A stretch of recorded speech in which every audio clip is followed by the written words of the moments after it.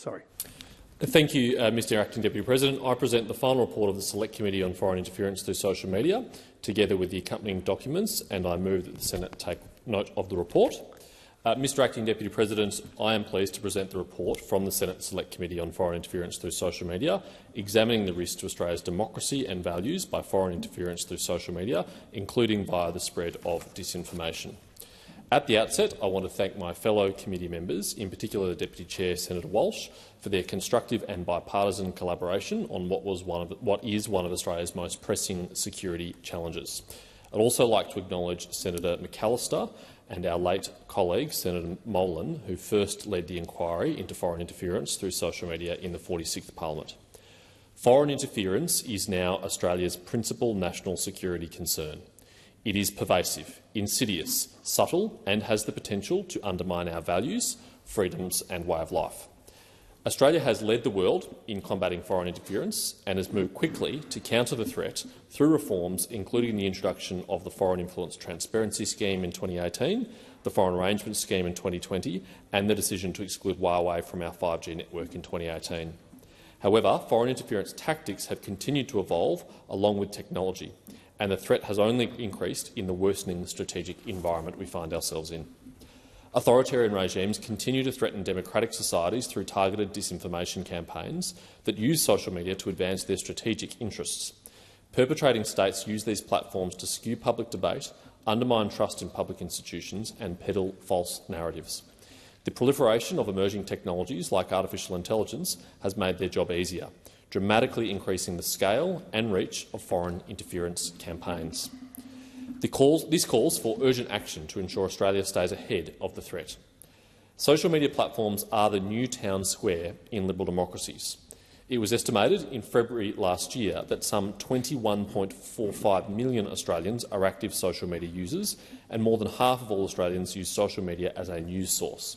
Social media is a place where news is reported, contentious issues are debated, consensus is formed and public policy decisions are shaped. The health of these forums directly affects the health of our nation. Foreign authoritarian states know this. They do not permit free debate on their own social media platforms. They use ours as vectors for information operations to shape our decision-making in their national interest at the expense of our own.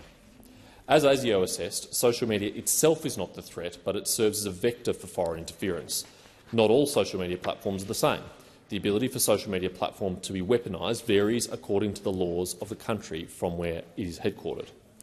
The committee was particularly concerned by the unique national security risk posed by companies like TikTok and WeChat, whose parent companies ByteDance and Tencent, respectively, are headquartered in China. China's 2017 National Intelligence Law means the Chinese government can compel these companies to secretly cooperate with Chinese intelligence agencies. The committee heard that TikTok's China-based employees can and have accessed Australian user data and could even manipulate algorithms dictating what Australians could see on the platform. But TikTok cannot tell us how often Australian data is accessed, despite suggesting that this information was logged. Nor was TikTok able to provide a legal basis on which employees would refuse to comply with Chinese law. The short answer is they can't. Throughout the inquiry, companies headquartered in authoritarian countries were consistently reluctant to cooperate with Australian parliamentary processes.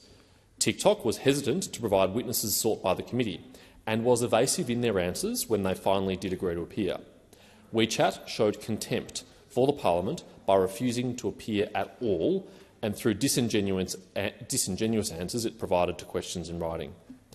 The representations made by the Chinese Embassy to the Department of Foreign Affairs and Trade about our inquiry on WeChat's behalf only serves to prove the point about the close relationship these platforms have with the Chinese government. This stood in contrast to the more constructive engagement the committee had with platforms who are based in Western countries, who at least recognised the fundamental importance of checks and balances inherent in democratic systems, despite the impost this can create. These companies are facing novel challenges in combating foreign interference as authoritarian regimes continue to pump disinformation on their platforms.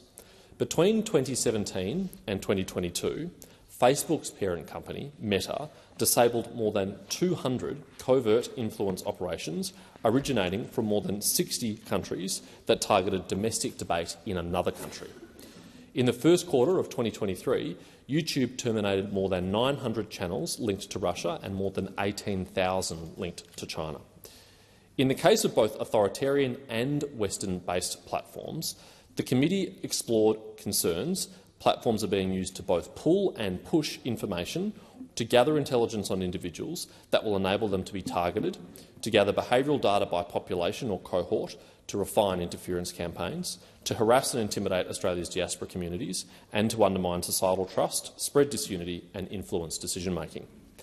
Countering this has become more complex as authoritarian regimes evolve their methods.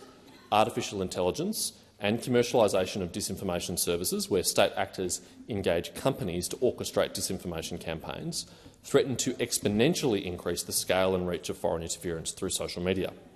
It is crucial that Australia develops a real-time capability to counter this malign activity. For two reasons, this approach should be underpinned by a guiding principle of transparency rather than censorship. The first is to expose disinformation activity which thrives off secrecy.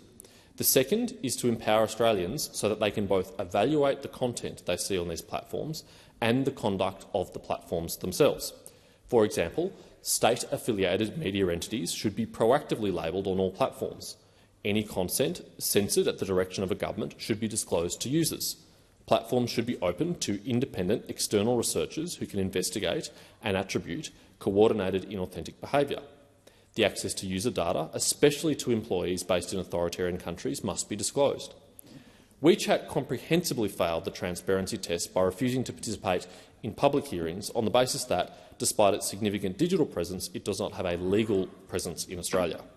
If social media companies want to operate in Australia, they should be required to establish a presence within Australia's legal jurisdiction to be more effectively held accountable under our laws. The committee found that TikTok engaged in a determined effort to avoid answering basic questions about its platform, its parent company ByteDance and its relationship with the Chinese Communist Party.